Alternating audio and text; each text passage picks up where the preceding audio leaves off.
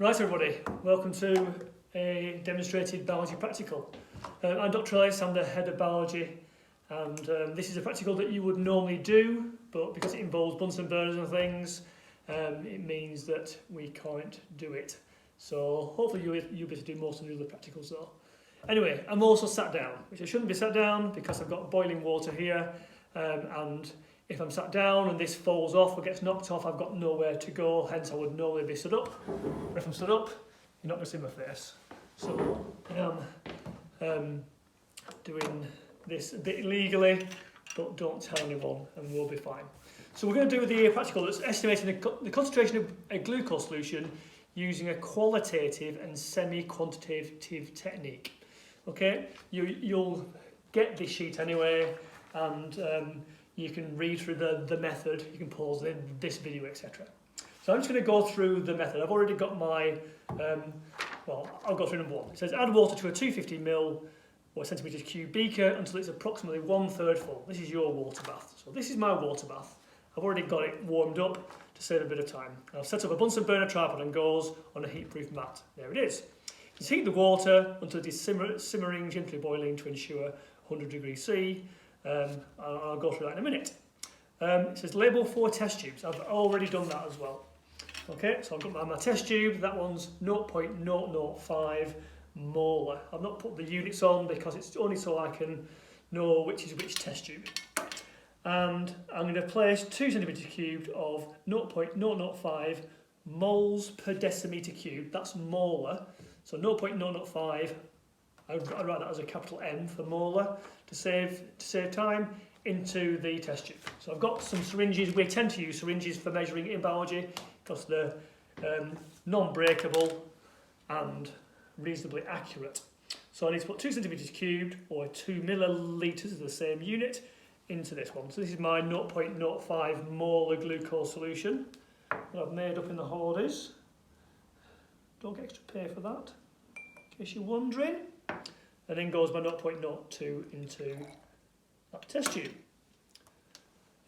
Place 1 centimetre cubed of Benedict solution. So Benedict solution is blue. I've not labelled that because I know it's blue. So this is a 1 ml syringe. Got a little bubble in it. Give it a little flick. Need a bit more.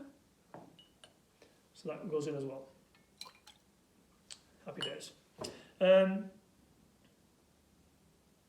Right, and now I need to place that into a simmering water bath. So let's get this simmering.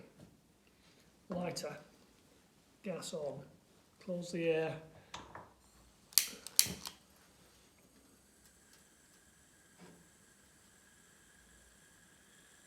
It's not giving it loads of gas.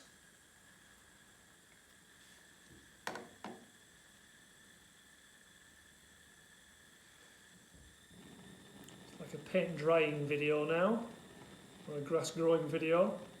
Simmering just means a gentle boil, and that means that if it's simmering, it's at 100 degrees C. So I'm not using a thermometer to check the temperature because I want it to be comparable. I'm going to test 3 known glucose concentrations, and I'm also going to test a mystery one as well. And then we're going to compare the colour to see if we can work out how strong the glucose solution is in my mystery sample. I don't know, I've got a beaker of water there, so I thought I was doing a dilution. So I've got a roaring flame now, it's starting to simmer, so bubbles are appearing. What's in those bubbles? That's a good question. What's in those bubbles?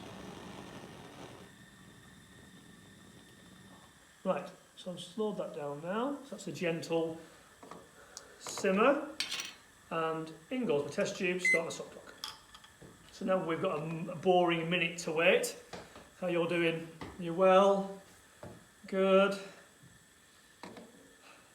Remember to like this video and share. Maybe I can monetize it. While that's going, I am just going to pop my 2 ml into my next one while we're waiting. 2 ml of solution. My 1 ml, multitasking here. All set up. 20 seconds left. I've just made up the 0.01 mole of glucose solution, so it's twice as strong as this one. I'm getting a bit of colour change. I'll bring them to the camera in a minute. But 5 more seconds. 4, 3, and out. There we go. Stop that. Clear. I could do a countdown and get a beep, but trust me. So in goes the next one. That's started. And while I'm waiting, I'm going to do, I've also got a 0.04, so this is 4 times stronger than that one, or 8 times stronger than the first one. So in goes 2 centimetres cubed of that. And one of Benedict's. I might be doing things wrong by the way, folks, so hopefully you're watching. That's a bit of an aggressive boil now, so I'm just going to turn the gas down slightly. And I might have to manoeuvre the Bunsen out and in as well, just to keep it at temperature. 10 more seconds. Back in. As long as it's bubbling, I'm happy. And we can't turn the gas down too much because it'll go out. That's 1 minute. Stop, clear. In with the next one. I can make up my mystery one. So it's 2 mils of a mystery.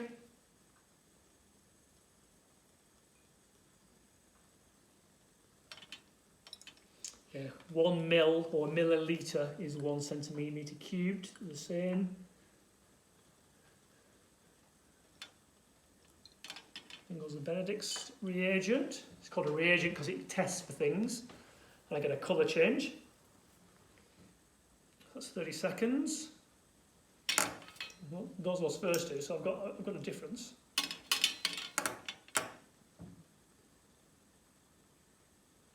This is 4 times stronger than the second one, 8 times stronger or more concentrated than the first one. 10 more seconds. Got a good boil on that. And when it starts to jump, it's probably boiling a bit too much. So out comes that. That's it at its minute. And then in goes, this is my mystery one. I don't know the concentration of this. I'm going to try and guess from the other 2 standards.